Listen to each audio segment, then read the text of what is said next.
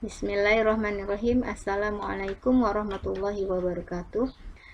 Hari ini kita akan melanjutkan pelajaran ilmu tajwid dengan membahas mengenai bab mutamathilain, mutaqaribain, dan mutajanisain. Mudah-mudahan apa yang akan kita pelajari pada hari ini akan bermanfaat. Pembahasan pertama adalah mengenai hukum bertemunya huruf hijaiyah dari segi makhraj. Terbagi atas 3, yaitu mutamathilain, mutaqaribain, dan mutajanisain. Selengkapnya, marilah kita coba mengurai satu persatu dimulai dari mutamathilain. Pengertian mutamathilain sendiri adalah bertemunya dua huruf yang sama nama, makhraj, dan sifatnya. Misalnya huruf mim dengan huruf mim, huruf nun dengan huruf nun, dan sebagainya. Nah, pertemuan dua huruf yang sama tersebut maka dinamakan dengan mutamathilain. Adapun mutamathilain sendiri terbagi atas 3, yaitu mutamathilain shaghir, mutamathilain kabir, dan mutamathilain mutlak. Saya ulangi, mutamathilain sendiri terbagi atas shaghir, kemudian kabir, dan yang terakhir mutlak. Apa yang membedakan antara mutamathilain shaghir, kabir, dan mutlak? Nah, yang pertama akan kita bahas adalah tentang mutamathilain shaghir.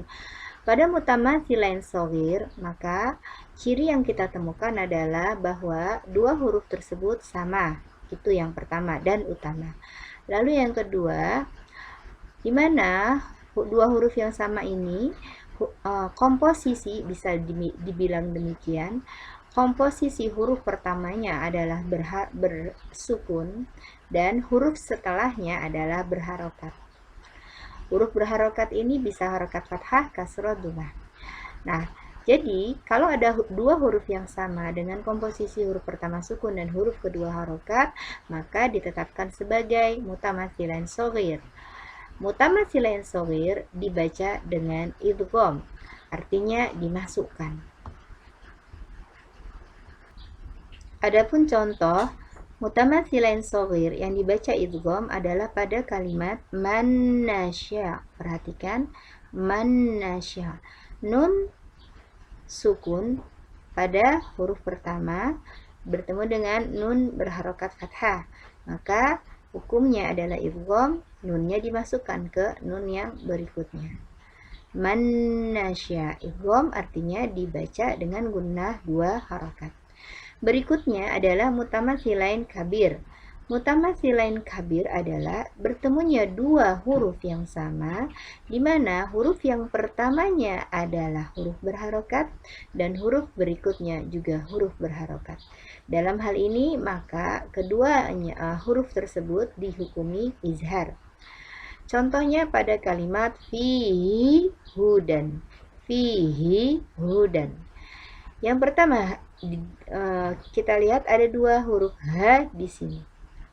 Ada dua huruf H di sini, di mana H yang pertama adalah berharokat kasroh dan H berikutnya berharokat dhammah. Maka hi, hu dibaca izhar atau jelas. Yang terakhir dari mutamathilain adalah mutamathilain mutlak. Mutamathilain mutlak adalah bertemunya dua huruf yang sama, di mana huruf yang pertamanya berharokat dan huruf setelahnya sukun. Jadi mutlak kebalikan dari shaghir. Ya. Lalu hukum membacanya bagaimana? Hukum membacanya izhar, sama dengan kabir. Contoh kalimatnya tutla, tutla. Di sini ada dua huruf ta kita temukan, di mana ta pertama dalam satu kata adalah ta berharokat dhammah, sedang ta berikutnya adalah ta yang sukun. Maka tutla dibaca izhar atau jelas. Kita akan lanjutkan pembahasan mengenai mutaqaribain. Mutaqaribain artinya bertemunya dua huruf yang berdekatan makhraj dan berbeda sifat. Mutaqaribain sendiri dibedakan atas 3, yaitu shaghir, kabir, dan mutlak.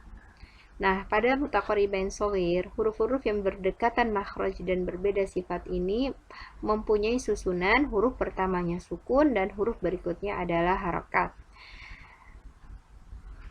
Contohnya pada kalimat qad sami'a. qad sami'a. Huruf pertamanya adalah dal yang berharokat sukun dan setelahnya adalah sin yang berharokat fathah. Maka qad sami'a dibaca izhar. Selanjutnya mutaqaribain kabir, yaitu bertemunya dua huruf yang berdekatan makhraj dan berbeda sifat, di mana huruf yang pertama dan huruf setelahnya sama-sama berharokat atau komposisi atau susunannya adalah harokat-harokat. Misalnya pada kata rozaqakum, yang dihukumi sebagai mutaqaribain kabir adalah qaf dan kaf. Karena qaf terletak di aqsal lisan dan kaf agak ke depan sedikit dari makhraj huruf qaf. Kemudian mutaqaribain mutlaq adalah bertemunya dua huruf yang berdekatan makhraj dan berbeda sifat. Jadi makhrajnya saja yang berdekatan tetapi sifatnya berbeda. Di mana huruf pertamanya berharokat dan huruf setelahnya adalah huruf yang sukun. Hukum membacanya adalah secara izhar atau jelas, contohnya pada kalimat alaikum. Alaikum, di mana letak mutaqaribain mutlaknya, yaitu pada huruf lam dan ya. Lam berharokat fathah dan ya berharokat sukun, lai, dihukumi sebagai mutaqaribain mutlak yang dibaca izhar.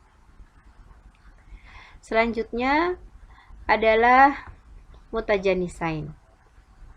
Mutajanisain adalah bertemunya dua huruf yang sama makhraj tetapi berbeda sifat. Pembagian mutajanisain sendiri dibagi atas mutajanisain shogir, kabir, dan mutlak. Pada shogir, seperti disebutkan tadi, makhrajnya sama tapi sifatnya beda, di mana susunannya yang pertama adalah sukun dan berikutnya adalah harokat. Nah, ini terdapat pada 7 tempat, yaitu huruf ba yang bertemu dengan huruf mim, huruf ta yang bertemu dengan dal, yang bertemu dengan to, ta yang bertemu dengan zal yang bertemu dengan ta, zal yang bertemu dengan zo, dan to yang bertemu dengan ta. Nah, contohnya adalah pada kata qad tabayyana. Qad tabayyana, ya. Maka dihukumi sebagai mutajanisain shogir. Berikutnya adalah mutajanisain kabir.